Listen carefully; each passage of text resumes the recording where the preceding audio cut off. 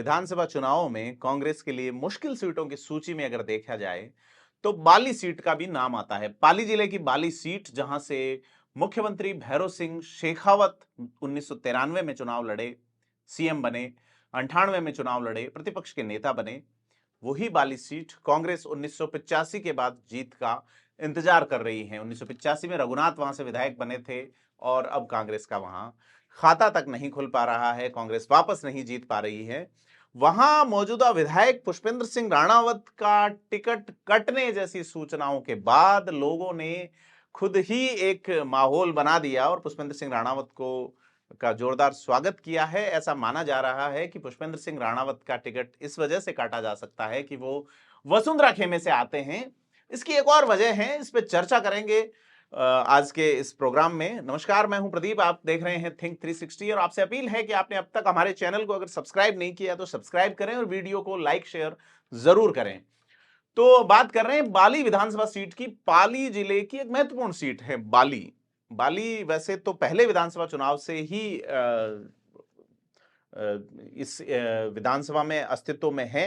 लक्ष्मण सिंह पहले विधायक बने थे, एक एसटी के भी विधायक उसी सीट पे हुआ करते थे। उसके बाद में कांग्रेस के प्रत्याशी 2-3 बार यहां जरूर जीते हैं, कुल मिलाकर 3 बार जीते हैं।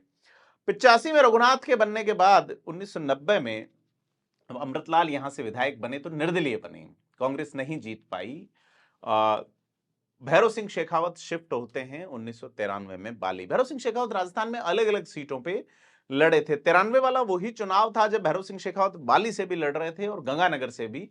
उनका यह था, पार्टी का सिंबल अलग अलग जगह पहुंचे तो वो हाड़ौती से भी कभी लड़े, कभी मेवाड़ से लड़े, कभी मारवाड़ में बाली से लड़े।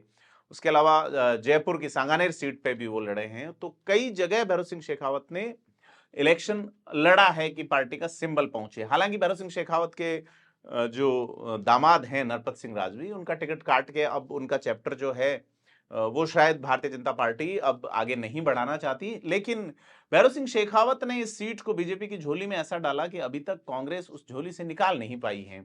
और पुष्पेंद्र सिंह राणावत जो हैं वहां पे एक मजबूत नेता के तौर पे मौजूद हैं, जो वसुंधरा राजे की सरकार में ऊर्जा मंत्री रहे थे और ऐसा माना जाता है कि वसुंधरा राजे के काफी करीबी हैं।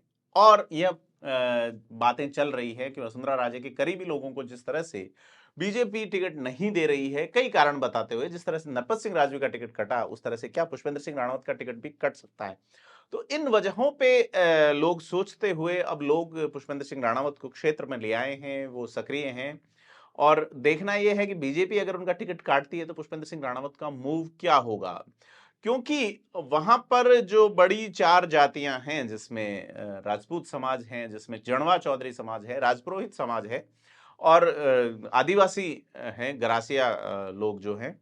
तो वहां अगर कांग्रेस राजपूत प्रत्याशी को उनके सामने देती है, जैसे पिछली बार एनसीपी से उमेद सिंह चंपावत को दिया। उमेद सिंह चंपावत को पहले भी पुष्पेंद्र सिंह राणावत के सामने 2003 में कांग्रेस ने उतारा था, लेकिन राणावत के पक्ष में बाकी जातियां एकजुट हो जाती हैं।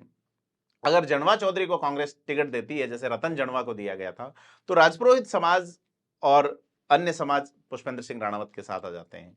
अगर राजपुरोहित, जैसे कि जय सिंह राजपुरोहित को टिकट दिया गया था वहां से, तो अदर जो बाकी जातियां हैं वो पुष्पेंद्र सिंह राणावत के साथ आ जाती हैं। उनकी अलग तरह की एक छवि है, इसके कारण एक बड़ा माहौल उनके पक्ष में बनता है। लेकिन बीजेपी ऐसा क्यों कर रही है, कितने जिताऊ कैंडिडेट को इग्नोर किया जाए? तो उसकी 2 वजहें हैं। पहला कि पुष्पेंद्र सिंह राणावत पे यह आरोप होना कि वो वसुंधरा खेमे के नेता हैं। हालांकि वो यहाँ की राजनीति में तब से सक्रिय हैं जब वसुंधरा राजे नहीं आई थी राजस्थान। वो केंद्र की राजनीति में सक्रिय थी और ये भैरव सिंह शेखावत के समय से 2002 में जो उपचुनाव हुए थे उसमें पुष्पेंद्र सिंह राणावत बाली से विधायक बने थे। पाली से अक्सर चुनाव लड़ने वाले भीमराज भाटी को हरा के, भीमराज भाटी ने बड़ी टफ फाइट दी थी और कांग्रेस की प्रदेश में 150 से अधिक सीटें थी।